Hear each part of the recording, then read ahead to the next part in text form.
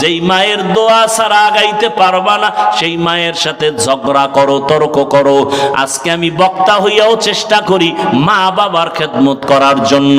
আর তুমি, তোমার বয়স 27 বছর, তুমি কত বড় নষ্ট।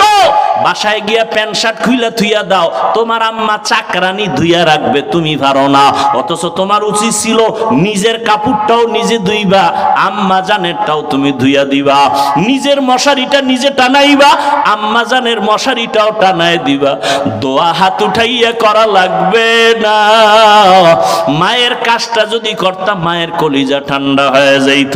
আম্মা জান বলতো, হে মালিক আমার সন্তানটারে কবুল করে নাও। অথচ মায়ের সাথে কত জুলুম করো, কত খারাপ ব্যবহার করো। ও যুবক বাবারা, ও বৃদ্ধ বাবাজি, আপনার মতো কত বুড়া মানুষ লাঠি হাতে নিয়ে কষ্ট করে মসজিদে গিয়া 5 বেলার নামাজ পড়ে।